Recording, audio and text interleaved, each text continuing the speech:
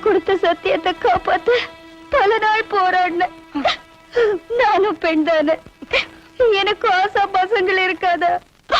உங்க மேல அன்பு செலுத்தின அந்த அன்பு காதலா மலருன்னு நான் நினைக்கலைங்க. நான் கொடுத்த சத்தியம் எனக்கு குறுக்க நினைச்சு அப்பதான் நான் உங்களை பெருத்து ஓடினேங்க. ஆனா என் மனசு மட்டும் உங்களையே சுத்திட்டு இருந்ததுங்க. அந்த நேரம்தான் டாக்டர் ஒரு உண்மையை சொன்னாரு. எதுக்குமே பயன்படாத இந்த உடல் உங்க உயிரை காப்பாத்தவாவது பயன்படட்டுமே என்னதான் சத்தியத்தையும் மீறி நான் உங்களை ஏத்துக்கிட்டேன்.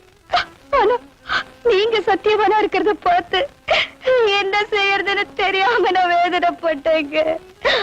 அந்த நேரத்துலதான் குரு அனுப்பின வாழ்த்து மடல் கிடைச்சது. தீயில விழுந்த புழுவா துடிச்சேங்க. அவன் நம்ம வீட்டுக்கு வர்றதா நீங்க சொன்னீங்க. உண்மை தெரிஞ்சு நீங்க என்ன வெறுத்து ஒதுக்கிட்டீங்கன்னா உங்களை பிரிஞ்சு என்னால உயிர் வாழ முடியாதுங்க. உயிர் வாழ முடியாதுங்க.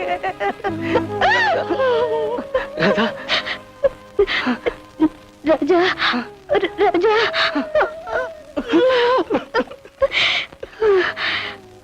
நமக்கு கல்யாணமாகி 1 வருஷம் ஆகுது. கணவன் மனைவியா நாம வாழல.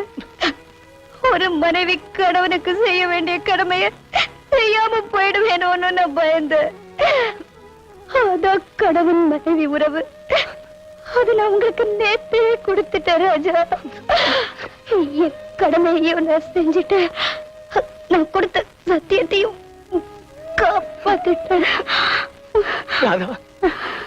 என் உயிரை காப்பாத்துறதுக்கு நீ வந்த, ஆனா உன் உயிர் போறதுக்கு நான் காரணமா இருந்துட்டேன் ராதா. நான் காரணமா இருந்துட்டேன். அப்படி சொல்லாதீங்க. உங்க கையால பூ போட்டு வச்சு உங்க மடியில சாகணுங்கிறது தான் என்னோட ஆசை. வச்சு விடுங்க.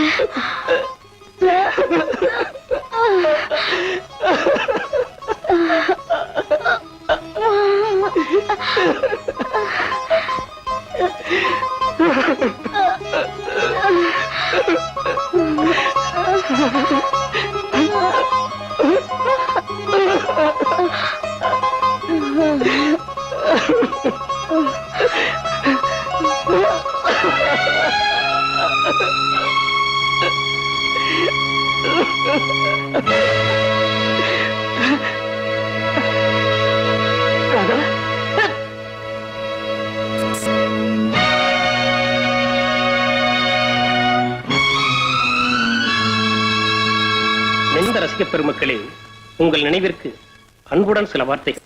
இந்த 20வது நூற்றாண்டிலும் கற்பையும் கணவனையும் இரு கண்களாய் மதித்து சத்தியத்தின் நிலைக்கலனாய் கொண்ட கொள்காகவும் சொன்ன வாக்குக்காகவும் தன் உயிரையே பணயம் வைத்த தமிழ்தான் உங்கள் ராதா. இவள் தமிழ் பண்பாட்டின் அச்சாணி ஆணிவேர். இவள் போன்ற சத்தியவதிகள் இன்னும் வாழ்வதனால் இந்த நாடு சத்தியத்தின் நிலைக்களமாய் திகழ்கிறது. என்றும் அன்பு